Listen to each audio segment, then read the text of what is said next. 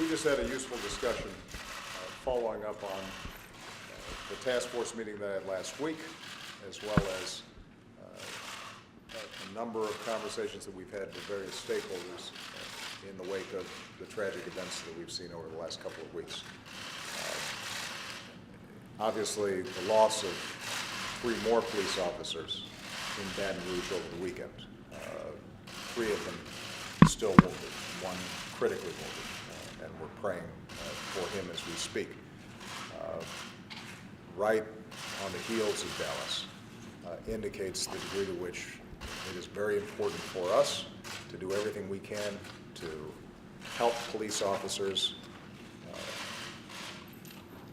go home at night and to be safe.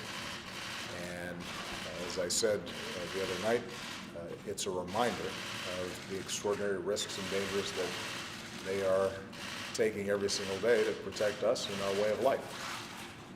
And as has been consistent throughout all the conversations I've had over the last several weeks, I strongly believe that there is no contradiction between us protecting our officers, honoring our officers, making sure that they have all the tools they need to do their job safely, and building trust between police officers and departments in the communities that they serve. In fact, those things are complementary and not contradictory. The more we can do to make sure that communities feel that these are their police departments and that they have an interest in protecting them, the easier it's going to be for police officers to do their jobs.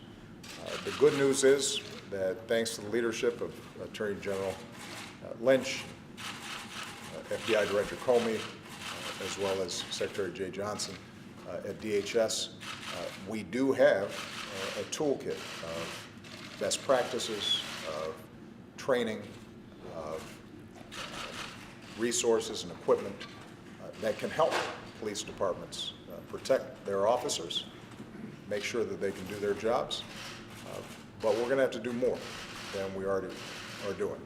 And some of that is engaging at the local level, because this cannot just be a federal top-down initiative. This has to be a local initiative in the 18,000 law enforcement jurisdictions that are out there all across the country.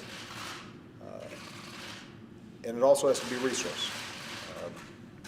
We were talking, just to give you a few examples, about the great interest on the part of police departments around the country in training for safety, de-escalation, dealing with active shooter cases. Unfortunately, not all those departments that want to train their officers have the resources to do it.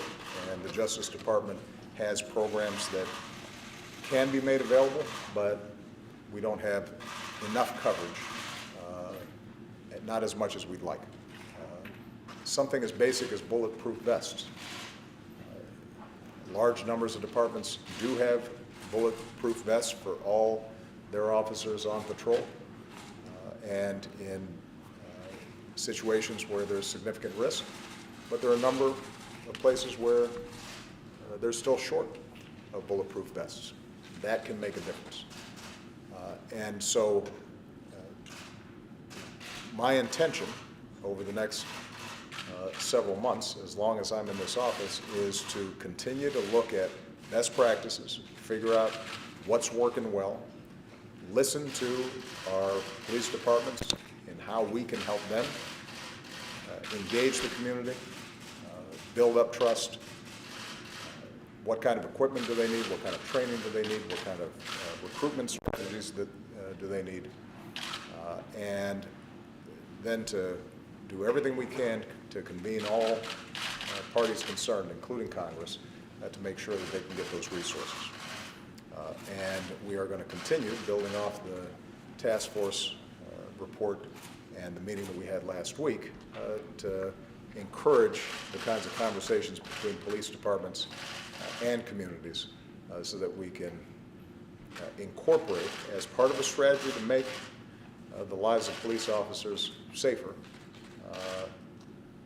encourage the kind of best practices that assure communities are embracing their police departments the way they should and the way they need to.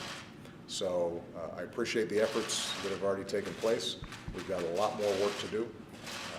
I want to repeat, this is not something that we're going to be able to do solely from this office or from the Justice Department or the FBI or the Department of Homeland Security.